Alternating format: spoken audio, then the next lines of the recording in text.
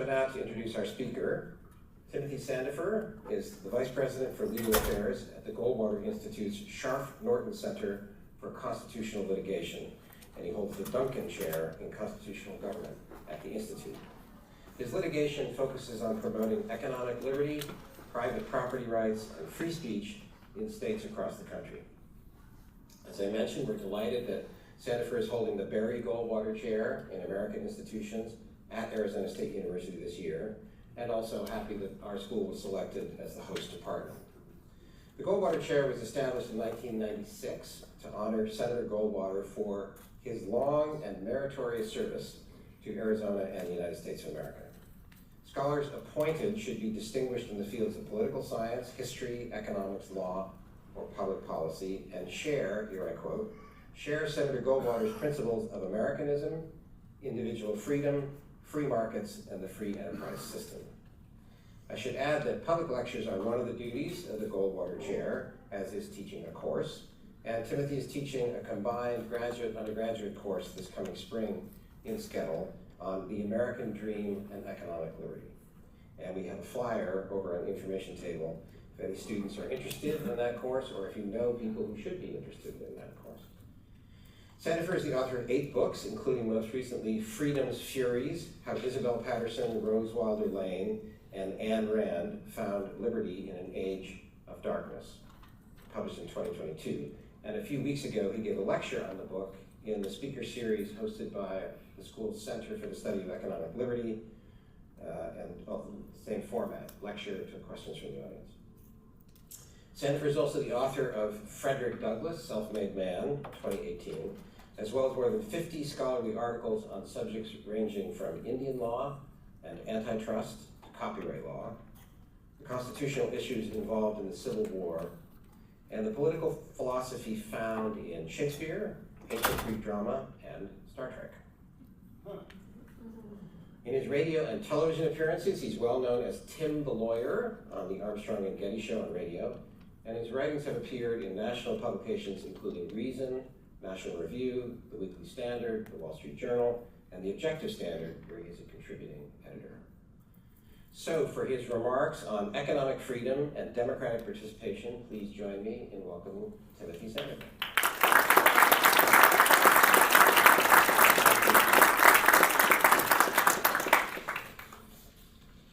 Well, as you just heard, the theme of this year's Civic Discourse Project has been civics, patriotism, and America's prospects. In other words, how can we reconcile our nation's commitment to open debate with the civility and mutual respect necessary for democracy to function? And we've heard from Dr. Robert George, Dr. Richard Haas, and others who have argued with great eloquence that our society is suffering from a crisis of polarization and disrespect, and that the cure is better civic education to prepare young Americans to participate in democratic dialogue and to cultivate a greater sense of humility and conciliation. Tonight, I want to put some of our previous speakers' ideas into practice by telling you why I think they're wrong, at least in much of what they've said. My topic is economic liberty and civil discourse, and I specifically want to examine some of the causes of incivility and explore how the curtailing of economic freedom is partly responsible for the crisis that our previous speakers have described. That is, how government's violation of private property rights and economic liberty are doing long-term damage to respect for civil society in America. But I think that our first step is to understand what the argument is against civility. Maybe that seems strange to ask. After all, it seems obvious that civility and decorum are good things that we could all stand to improve.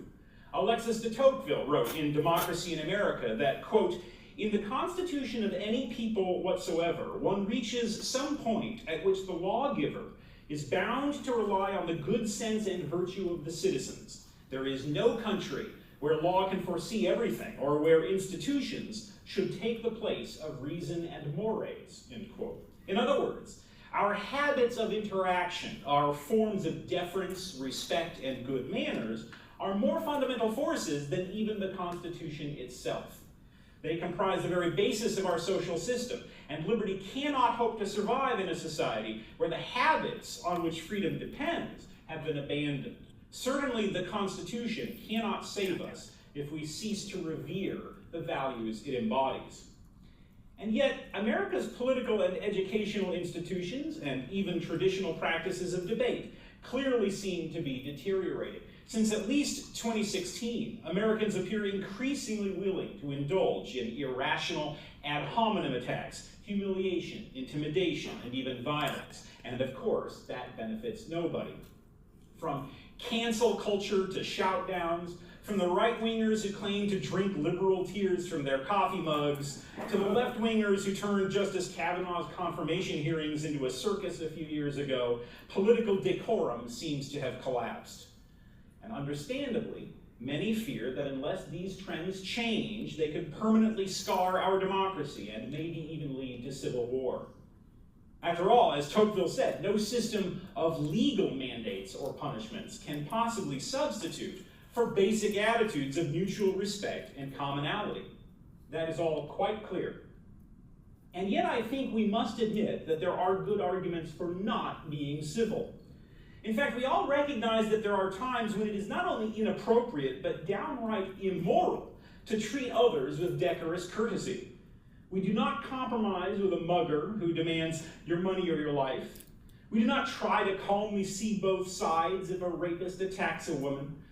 You'll have to excuse me, I wrote this a couple months ago before it became clear that there are some on the left who do try to see both sides if the rape victim happens to be Jewish. But I'll continue. If there is any lesson to draw from the 1930s or from the events of October 7th, it is, as the old slogan has it, you cannot do business with Hitler. I would go further.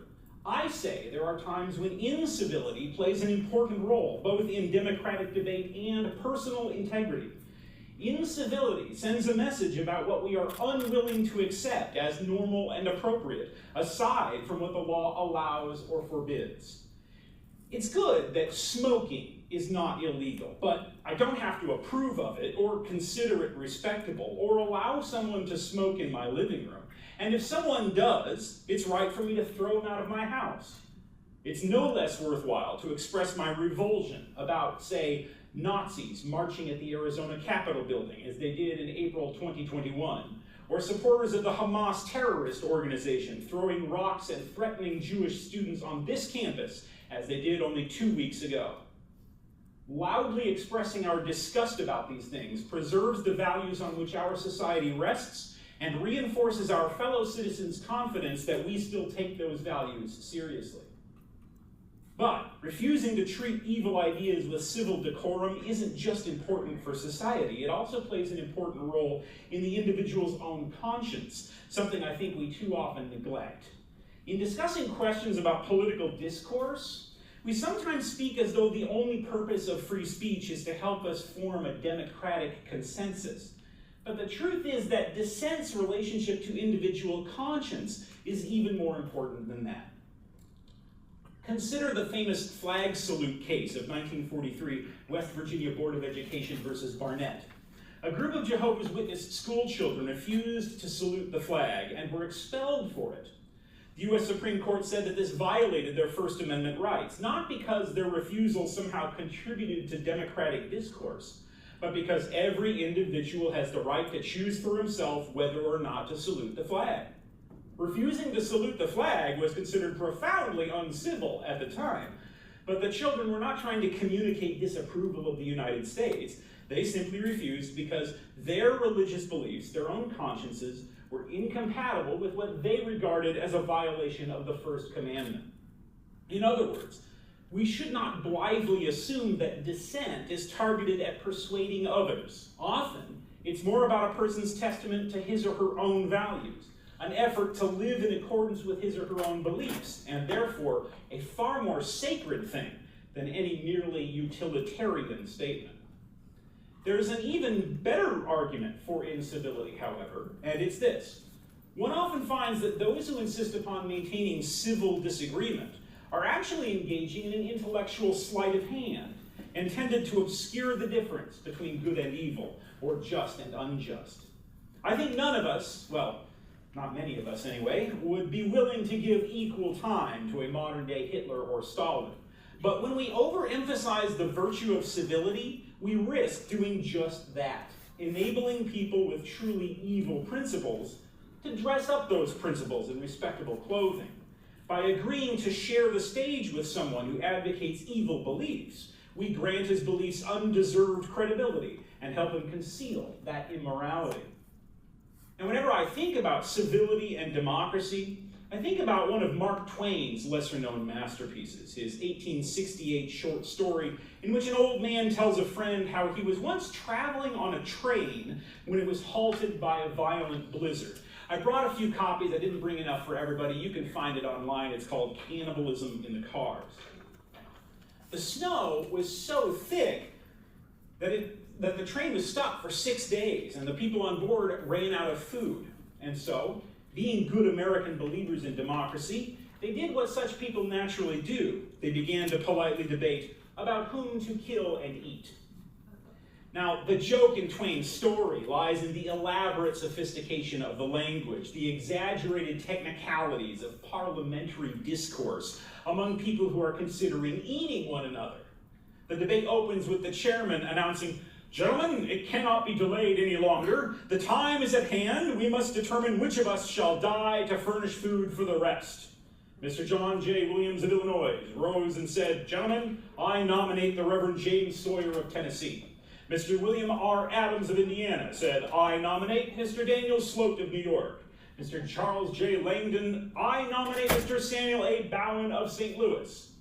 And the nominations continue until Mr. Rogers of Missouri objects to the nomination of Mr. Harris on the grounds that he's far too skinny to provide nourishment for the others. Mr. Halliday of Virginia therefore suggests substituting Mr. Davis of Oregon. "It may be urged," he admits, "that the hardships and privations of a frontier life have rendered Mr. Davis tough. But gentlemen, is this a time to cavil at toughness?" Fortunately for the story's narrator, the storm clears before anyone is actually eaten. Spoiler alert! But Twain's point is clear. No amount of civility can legitimize cannibalism.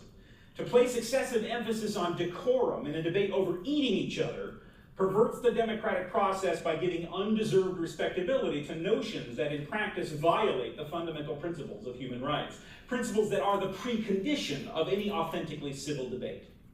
To put the point squarely, mutual respect and civil discourse are certainly important in a democratic republic, but it's also true that there are times when not only disagreement or civil disobedience, but outright defiance are warranted by principles of justice.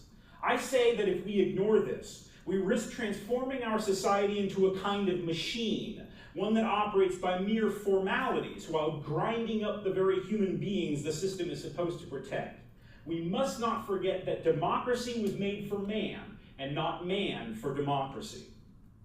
Indeed, if we insist upon civility above everything else, we're implicitly surrendering everything into the realm of the political. I mean that if we exaggerate the importance of participating in the democratic process, we're inherently assuming that the democratic process has a legitimate claim over absolutely everything in our lives, and that no aspect of individuality is off limits to the prying eyes and fingers of our neighbors. But that's wrong, because all government, to be legitimate, must have its limits. That includes democracy. John Locke made this point in his first treatise on civil government, when he ridiculed the arguments of Robert Filmer, an advocate of absolute monarchy. Filmer said that kings have the same complete power over their subjects that Adam had over the animals in the Garden of Eden. Locke treated this with deserved ridicule. Sir Robert, he wrote, should have carried his monarchical power one step higher and satisfied the world that kings might eat their subjects too. I say that if we regard civility as a per se good, or decorum as a precondition of political society, as some of our previous speakers in this lecture series have done, we implicitly erase the lines that limit the power of government. And if we erase the lines, we make it impossible to say that something crosses the line, no matter how atrocious, cruel, or tyrannical it may be. And I say we need more such lines today and not fewer. Very well. I have given the devil his due. So, I should now add that I am not endorsing shout-downs or disruptive behavior that violates the free speech rights of people with whom we disagree, or of audiences who want to hear their messages. Even a person with evil ideas has the right to express those ideas, and others have the right to hear them. Holding your hand over someone else's mouth and preventing him from speaking is not an exercise in free speech. And shout-downs, or as we lawyers call them, hecklers' vetoes, only empower the biggest bully in the room to dictate who can speak and what they can say. If a group of students or a social club invites a speaker to address them, they have the absolute right to hear him speak, and it violates their freedom of speech to interrupt that event with catcalls or vandalism or other hooligan tactics. People who do such things should be prosecuted, and of course, so should anybody who throws rocks. Such disorderly behavior is also counterproductive. Shoutdowns and vandalism actually make a speaker's ideas more attractive because they make them seem like the proverbial forbidden fruit, and they make hecklers look immature and silly. People who engage in shoutdowns end up as laughingstocks. They appear incapable of articulating any rational argument against those with whom they disagree. I've certainly never heard of anybody being persuaded by a shoutdown. On the contrary, it only hardens the hearts of the victims and increases the attractiveness of their ideas. And for what? If Martin Luther King was unafraid to debate the segregationist writer James J. Kilpatrick on live television, as he did in 1960, because he knew his cause was just and his arguments sound, why can we not have the same confidence? Or to take an even more extreme example, consider the words of Frederick Douglass, who, a century before King, that is, during the Civil War, defended the right of pro-slavery speakers to express their views. Speaking in New York, where people who supported the Confederacy were then being shouted down by pro-Union audiences, Douglass said, quote, "Detestable as are their motives, I think the pro-Confederate speakers have the right in the controversy," over deplatforming. I do not know where I would limit the right of simple utterance of opinion. If anyone is base enough to spit upon the grave of his mother or to shout for Jefferson Davis, let him. Other than the Declaration of Independence, Thomas Jefferson has left us nothing more worthy of his profound mind than his saying that error may be safely tolerated where truth is left free to combat it. Equally true is that error can never be safely tolerated when truth is not left free to combat it, end quote. We do far more good for our cause by letting those who differ from us express their views and then refuting their arguments rationally and then perhaps refusing to have anything more to do with such people. But I fear I've gotten far ahead of myself. We have still not defined what we mean by civility. What is it and why is it a value?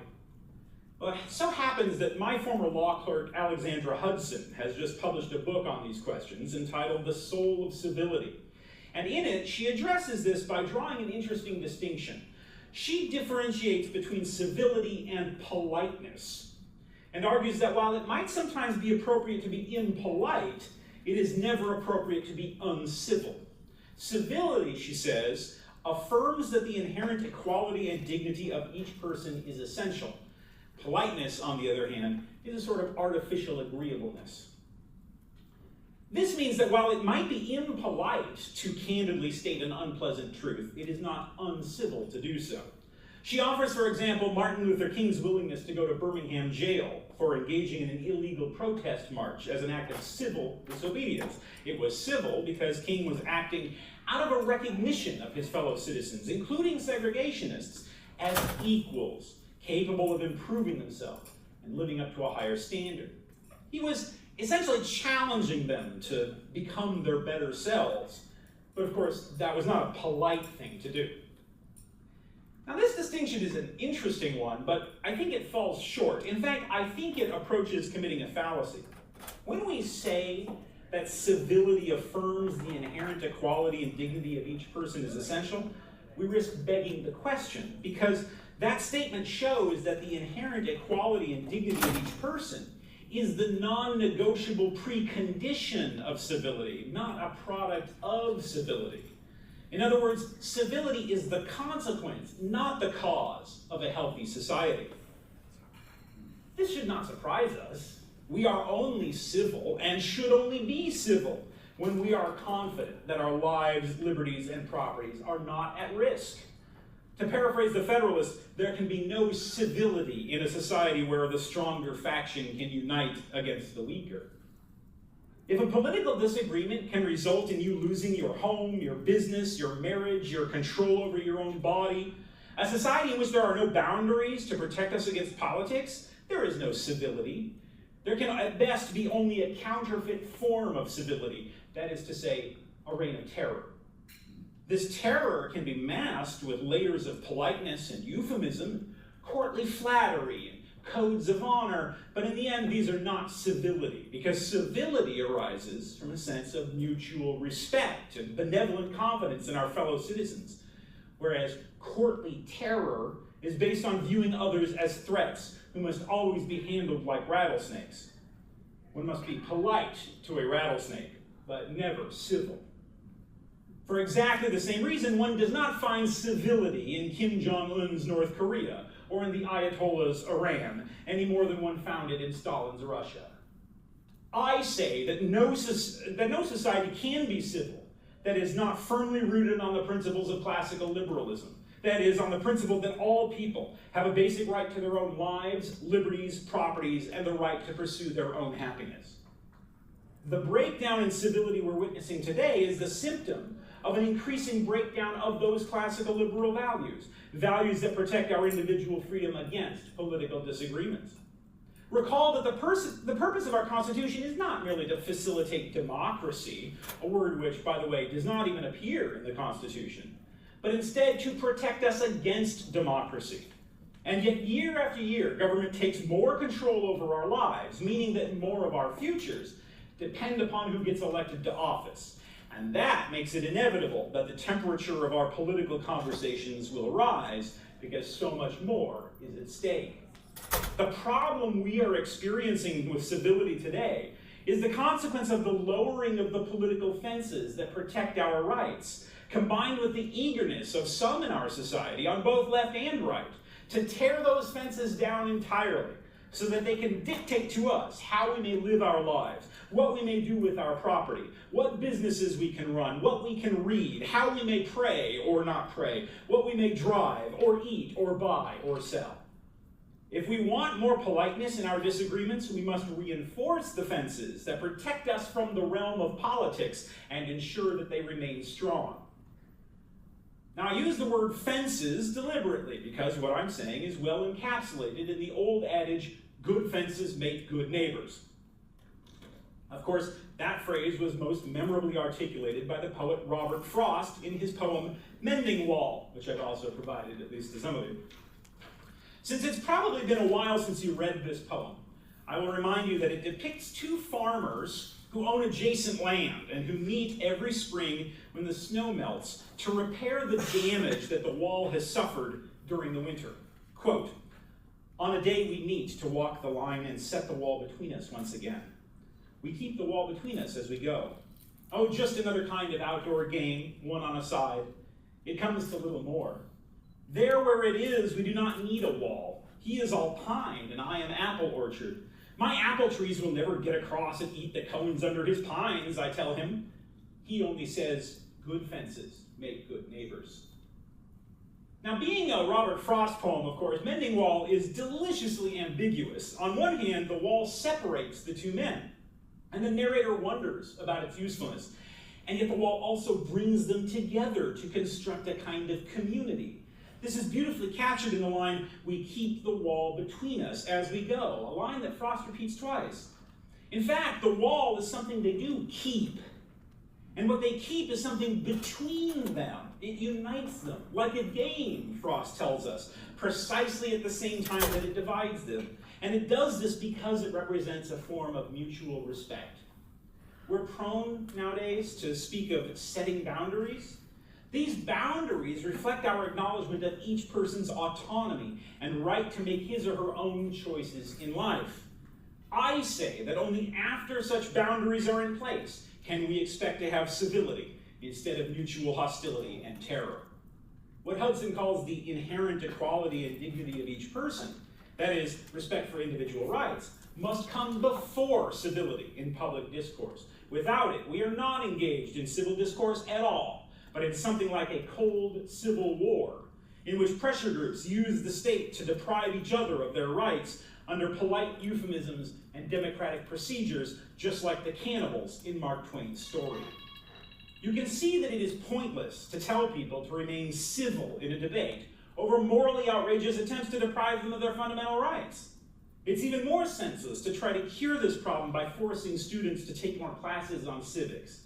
These proposed solutions merely transform the legitimate value of civil discourse into a tissue of cliches and platitudes about the importance of coming together while people are being cannibalized.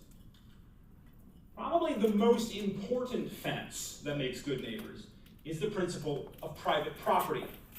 Too often the fences being torn down are literal fences, and tearing them down threatens civil society today and for generations to come.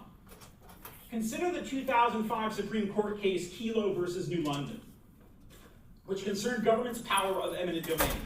That is the government's power to force people to sell their property against their will at a price that the government considers fair. This power has existed from time immemorial, and it was originally intended to enable the government to build roads, or military bases, or other public things. In fact, the Constitution specifies that government can only take property for public use. But, beginning in the 1940s, courts began interpreting the phrase public use quite broadly, as referring not just to roads or military bases, but to any undertaking that politicians claimed would benefit the public in some general sense. By the 1960s, government was using eminent domain to help with the redevelopment of blighted neighborhoods, that is, land that was less economically productive than politicians wanted it to be, by transferring the land to private developers who would build shopping malls in their place. This was called urban renewal. Now, is it a public use to demolish someone's home or business and give it to someone else to build a for-profit shopping center?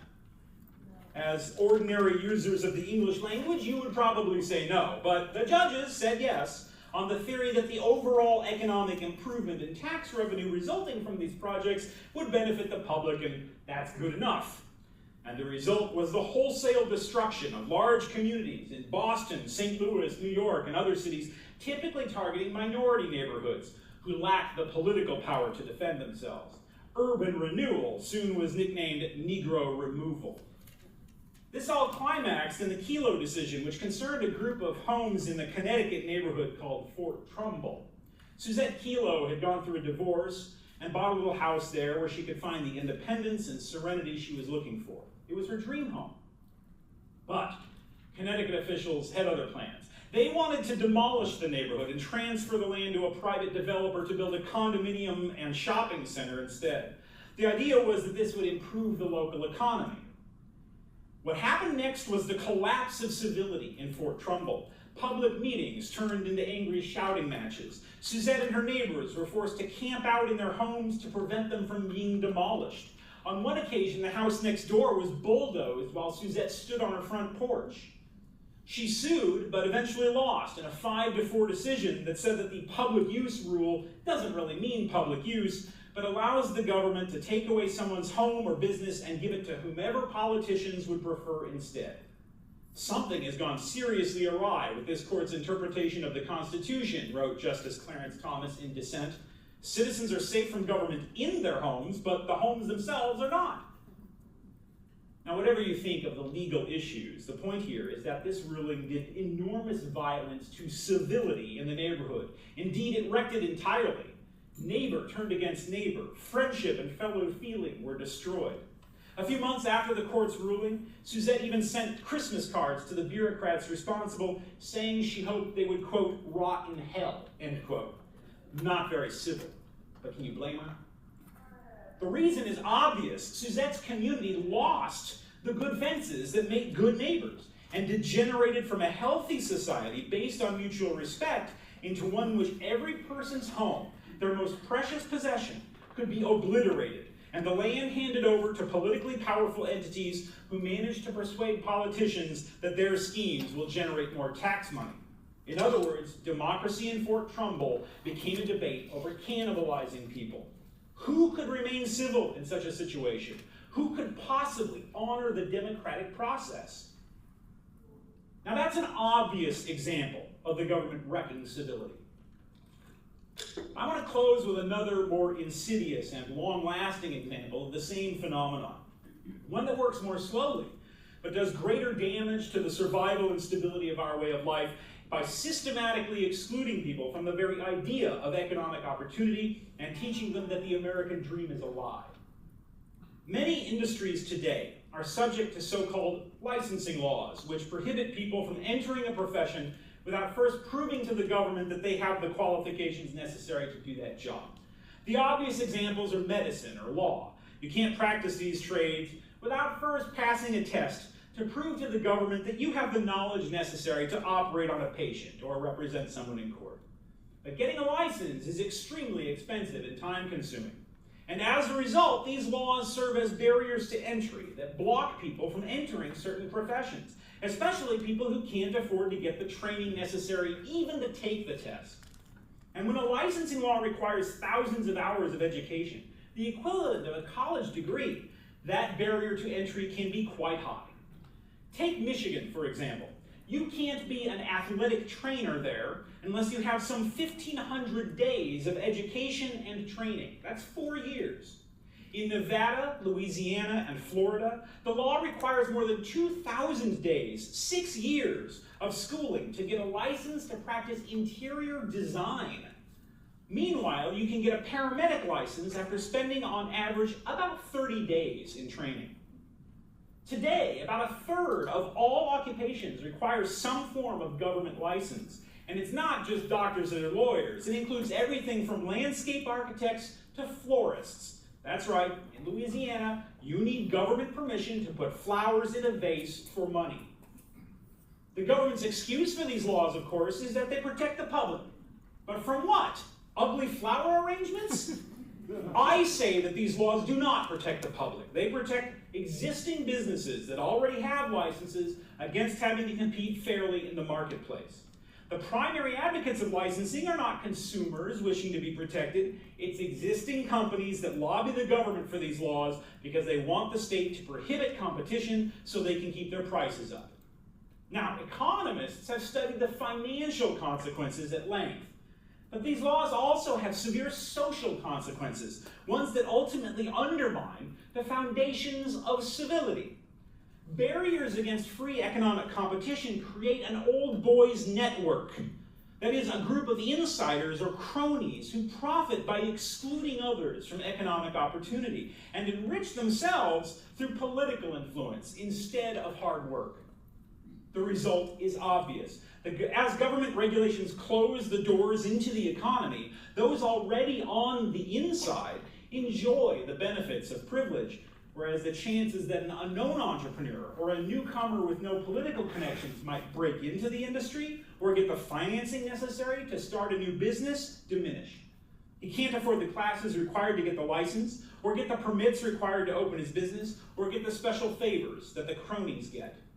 And when this happens, year after year, and generation after generation, it creates a class of insiders and a class of outsiders. And that perpetuates the image, indeed the reality, that the American dream is off limits for certain people, particularly immigrants and members of minority groups. No wonder the Obama administration warned in 2016 against the use of occupational licensing to shut the doors of economic opportunity. These kinds of licensing laws are bad enough, but there's another kind of licensing law that's even worse. Under what are called certificate of need or con laws, the government often blocks people from starting new businesses, not for reasons having to do with their training or skill, but solely and explicitly for the purpose of prohibiting free competition. Where most licensing laws require you to take a test, con laws don't include this requirement. Instead, they work this way. If you want to start a new business, you have to apply for a con, and when your application is filed, the government notifies all the existing businesses in the industry and gives them the opportunity to object. And if an existing business files an objection, and they usually do, spoiler alert, because they don't want competition, you must then go to a hearing to prove to a group of bureaucrats that there's a public need for a new business of that sort. How do you prove that? Nobody knows because the criteria are so vague. What does public need even mean? These con laws apply to everything from moving companies and taxi cabs to hospitals and psychology clinics. Some years ago, I represented the owner of a moving company in Kentucky. To run a moving company in Kentucky, you must get a con. But whenever you apply for a con, the Department of Transportation would notify all the existing moving companies and give them the chance to object. And it turned out that in every case in the previous 5 years in which someone had applied for a con to run a statewide moving company, existing companies had objected. And they were quite honest about the fact that they only objected because they didn't want competition. Of over 100 objections that had been filed, none claimed that the applicant was unqualified or a danger to the public. Now, as I've said, once an objection is filed, the applicant must then attend a hearing to prove to bureaucrats that there's a need for a new moving company. Now, during our lawsuit, I got a chance to depose the official in charge of enforcing this law, and I asked him, how do you decide whether there needs to be a new moving company in Kentucky? And his answer was, quote, there are no objective criteria, end quote. Instead, applicants have to bring witnesses to testify to agency bureaucrats to persuade them that existing companies are inadequate under vague standards that nobody understands. Now imagine some unknown entrepreneur in Kentucky, a would-be business owner, who wants to start a moving company. It ought to be simple. He gets a truck and paints the word mover on the side, right? But no. Instead, he discovers that he must go to a government hearing and bring a group of witnesses who have to take time off from their own jobs to attend this hearing to testify in favor of a business that doesn't even exist yet. Perhaps our entrepreneur can't take time off from work to attend the hearing. Perhaps he's new to the community. Maybe he doesn't know any of the bureaucrats personally, as the existing companies do. Maybe he's a member of a racial or religious minority that's discriminated against in that area. He finds that he's excluded from an entry-level, low-skilled business, not because he's no good at his job, but simply because existing companies don't want competition. Can anyone blame him if he concludes from this that people like him don't really have a chance? That all our talk of hope and opportunity promised to everyone under our flag are a mass of hypocrisy and lies? Can anyone blame him if he decides that only the favored few can succeed? Can anyone blame him if he resorts to the underground economy or to crime simply because it offers him a better economic opportunity than honest labor would? Can anyone blame him if he loses faith in the American dream? Scholars have a term for what happens when people gradually decide, through the repeated frustration of their dreams, that success is something that doesn't happen to them. It's called learned helplessness. If people are repeatedly blocked by powers beyond their control, they eventually come to believe that they lack efficacy. This demolishes their self-esteem and leads to a pervasive sense of futility and resentment, an acquired passivity combined with a bitter sense that merit is a sham.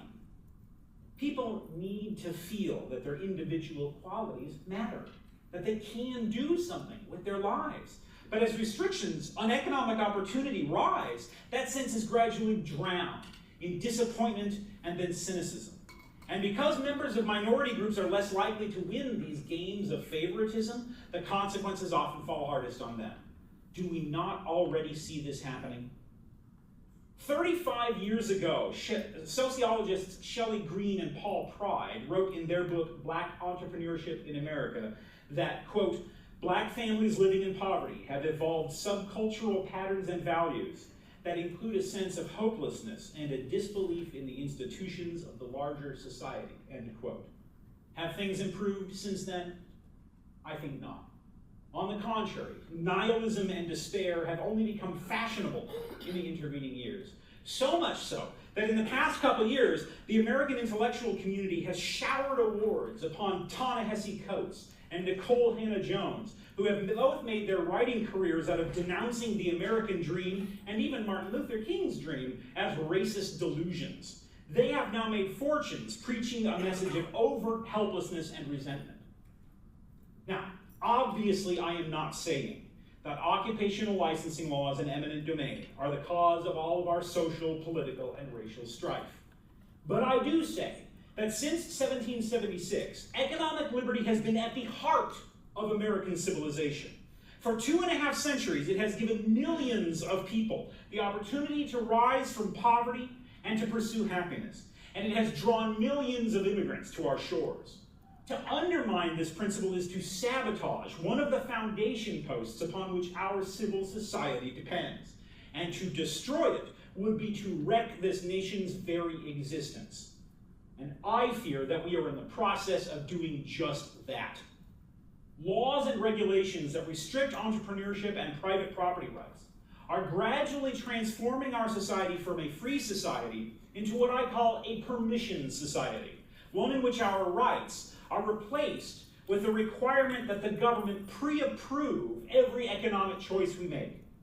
Such a system has devastating consequences for democracy and generates a mixture of cynicism and subservience that are the opposite of civility. A free society is based on mutual equality and respect for individual autonomy. But a permission society is fundamentally unequal. There, the government stands above the people. It chooses which freedoms to give and which to withhold. In a permission society, we all stand in a position of inferiority to the state, and we must flatter the bureaucrats and cajole and curry favor with politicians who hold our fates in their hands. A free society, one with strong fences, is one in which people acknowledge each other as fellows and view the government officials as public servants. A permission society is a society of caste, privilege, and rank, in which government officials are the public's masters. And, of course, a society that distributes economic opportunity toward entrenched interests will become increasingly stratified and resistant to change. And that helps foster a sense of alienation that makes those who lack political influence ripe for recruitment by demagogues, nihilists, and fanatics. What starts as learned helplessness with the individual metastasizes in our society at large into what the psychologist Viktor Frankl called learned meaninglessness. That is, the sense that not only are one's own dreams out of reach, but that all talk of dreams is a lie, and that our Constitution and our civilization are not worth preserving. Frankl warned in 1983 that the nation's youth, and particularly college students, were being indoctrinated with nihilism, that they were being taught every day, especially in philosophy class, that, quote, there is no justice, everything is random, there's no particular meaning in what decision you make today about how to act, end quote. Nihilism, of course, always masquerades as worldly sophistication, which makes it extremely attractive to young people. And once it takes root in a young mind, it can lead not only to a breakdown in civility, but to violence and even cultish behavior. I say that we are already seeing this on both the political right and the political left. We've seen plenty of it in just the past few weeks on this very campus. 150 years ago, Supreme Court Justice Stephen Field wrote that economic freedom, quote, is the distinguishing privilege of citizens of the United States. To Americans everywhere, all pursuits, all professions, all avocations are open. This is the fundamental idea upon which our institutions rest. And unless adhered to in the legislation of this country, our government will become a republic only in name. As our government increasingly treats economic freedom as a privilege that it can parcel out to whomever it pleases, as political leaders increasingly regard our property as resources that they may confiscate and redistribute at will, as the doors of opportunity are increasingly closed to anyone who lacks political influence, we are destroying the basic principle of American society and making it a republic only in name. The consequences for civility are obvious. The more we teach young Americans that success is just a matter of favoritism, luck, dishonesty, or even gangsterism, and that the notion of working oneself up from the ground is a myth, the more their respect for democratic institutions will vanish into a fog of resentment, despair, and poisonous nihilism. If the precondition of civility is that we accept the inherent equality and dignity of each person, then I say our political and legal institutions must respect individual rights, including the good fences of economic freedom and private property. Only after these are secure can we hope for the blessings of civil discourse. In the end, the words were said by Langston Hughes. Oh, let my land be a land where liberty is crowned with no false patriotic wreath, but opportunity is real and life is free. Equality is in the air we breathe. Oh, let America be America again, the land that never has been yet, and yet must be, the land where every man is free. Thank you very much. I wanted to start with a question about the kind of education your remarks presuppose, and here we are at a public university, I'll ask about that, but in homes and in schools and in private associations, religious organizations, wherever the education is occurring, your premise is that we need to recover an education in classical liberalism, was the term you used, classical ideas of natural rights of individuals. So would you talk a little bit more about some most fundamental text? You use the fences metaphor, which comes from Locke, at least as one source, from John Locke. You mentioned Tocqueville. So talk a little bit, if you would, about just some major milestones of such an education, texts or authors or ideas. Well, I think the starting text has to be the Declaration of Independence. And I think if somebody were organizing a class about this is not my class, but if somebody were organizing a class about it, I would start with the Declaration and work backward from there. When the founders say, we hold these truths to be self-evident, what do they mean by self-evident? When they say all men are created equal, what is this conception of equality and where does it come from? Of course, the answer is that the classical liberal political philosophy underlying the Declaration of Independence really came to maturity in 17th century England around the time of the English Civil War.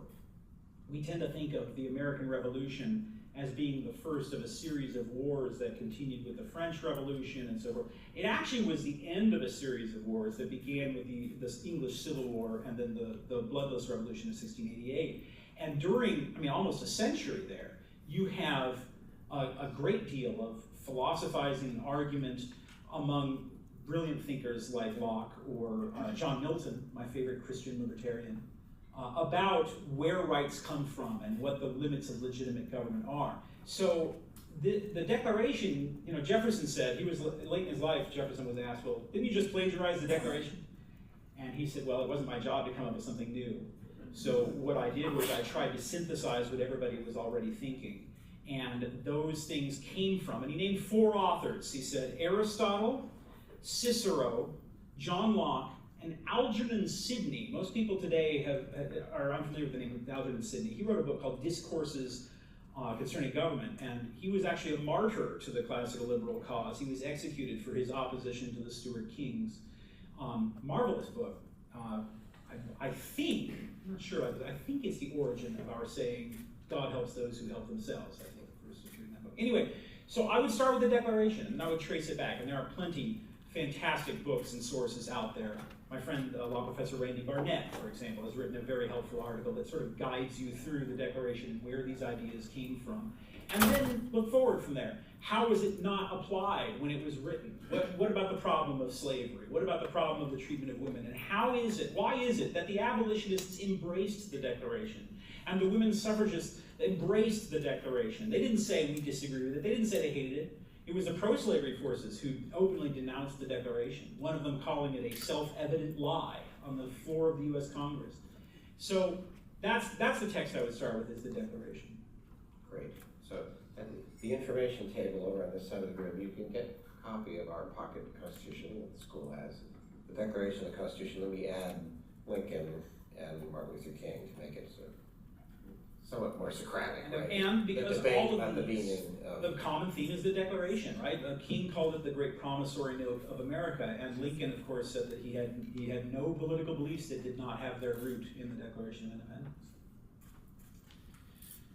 I did want to ask about the remarks you made, skepticism about a civic education, and I think what you meant by that is in government schools, or here we are in a government organized, funded public university. So I'm presuming that that's the case, that you disagree with the idea of publicly funded, organized public schools, as we would call them, K-12, or even public universities. But here's my question to you. We have them, right? So are you saying it's better to not have civic education? Oh, of course not. Okay, Oh. so if we have such schools, then we would want a civic education in which at least there's space for, and you would say a priority for, classical liberalism, right? You are in this place, America. Where did it come from, based on what principles of the founding? And not just presuming that, just assuming that democracy is some sort of axiomatic, automatic good. Democracy is not an automatic good, just ask Socrates, who was murdered by a democracy because there was no Bill of Rights in Athens. No, democracy is only a good because it serves deeper values, and those values are those of individual liberty and so forth. No, what I'm saying about civil discourse is that, unfortunately, it is a very easy and blithe answer to say, oh, well, the reason we're having trouble with civil debate is because kids don't know, how a bill becomes a law. And that sort of thing is very superficial. What the real problem isn't that people don't know the mechanics of government. Of course they should know the mechanics of government, but it's much more important that they know that, for example, Congress shall make no law respecting an establishment of religion. That's a much more fundamental principle for understanding the Constitution than knowing, how many senators have to vote for a bill to override the president's veto or what have you. Though all of that's important, and of course I've made a profession out of it, so I love everything about the Constitution. I love everything about civic responsibility. But the reason we have a Constitution is so that people don't have to always think about politics. I was here at one of the events a couple months ago, and we had the dinner afterwards. I got in a conversation with a student, and I said, well, what do you think is a problem with society today? And she said, well, people need to get more active. They need to get involved in politics more. No, a society in which everybody has to worry about politics is a totalitarian state. A society in which everything that you do depends upon what the government, how the government operates, is a totalitarian society. The reason we have a constitution is to protect you against the government so that you don't have to worry about that stuff and can go and be productive. Instead of having to, how many of you have been to a city council meeting? Right, and not very many, and this is a pretty nerdy crowd. So how many average Americans have been to a city council meeting? One of the great blessings of our life is that you don't have to go to city council meetings. The place where you have to go to city council meetings is the Soviet Union, right? Because your life might depend upon showing up or not showing up. So the purpose of our Constitution is to protect you against politics. And so that's why I say, of course it's important to know how a bill becomes a law, although unfortunately in our administrative state, most of the laws that you live your life under aren't even voted on by elected officials. They're passed by hired bureaucrats you have no democratic control over, but that's a side note. Of course it's important that you know how that works, but it's more important that we have institutions in place to protect you against having your rights violated so that you can live a happy, productive life pursuing your own happiness. That's the purpose of this entire system. So your argument in one sense is about the larger aims or purposes. We need education in liberty, private liberty. Right. So one of the great advocates, you mentioned Milton, right? His Areopagitica, right? Here's a poet. Mm-hmm. He would say, an author who cares about political liberty because he wants the freedom to write and discourse and debate. And you mentioned Tocqueville, who was a lawyer and cares about constitutional forms of government. But one of his great moments of praise about America is civil society, right. Civil associations, the space where no one in the government suggests to Americans what they should do. Americans just do things. Right. Yeah, and on that point, one of the big problems with the breakdown in our understanding of the principles of our Constitution is that nowadays a lot of people assume that if something is going to be done, it has to be done by the state. It has to be done by the government. Well, here's a problem. The solution must be therefore, I must call up my lawmaker and get the government to act. Whereas what Tocqueville talks about is that when people encountered a problem, they would go and found a club or a private organization or something that would deal with that problem. That was their first response. And unfortunately, in the post-New Deal regulatory welfare state, where the motto is, the unregulated life is not worth living. The attitude is, well, if the government doesn't do it, nobody will do it. You know, it's everything like consumer welfare. You know, protecting the consumer. Who's going to protect the consumer if not the government? Well, we had the good housekeeping seal of approval for a century before the government started. It opened up, you know, OSHA and the CPUC and so forth. And but it's become a habit among many Americans to just forget about the possibility of civil society. That is intellectual rot caused by the expansion of government that I was talking about. Two more questions from me, and then so get ready, if you would, in the audience to pose some questions to Timothy. You opened with a concern about civility as an idea that could be taken too far or is misguided in and of itself. So I wanted to ask you about, one of the phrases you used was that for certain ideas, as well as certain practices, we should loudly express disgust. I think that was one way that you phrased it. So, but then you very strongly defended freedom of speech and of discourse, and we must hear out ideas that we find reprehensible. Absolutely. Can't shut down, cancel, deplatform. Right. So talk, if you would, about, that's a tricky pair of ideas to hold in a kind of paradox or a tension, that we can be disgusted or revolted and should very strongly, emotively denounce, disagree with.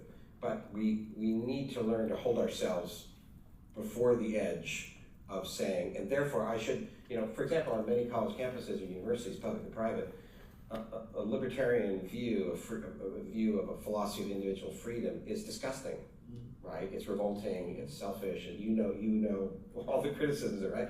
And therefore, a stage should not be given to such a person, and it shouldn't be in courses, etc. So how do we hold these two in tension with each other? We can show disgust, but we don't want to cancel or prohibit. Or They're absolutely right, and you're right about, you know, should never give a platform to Sandefur.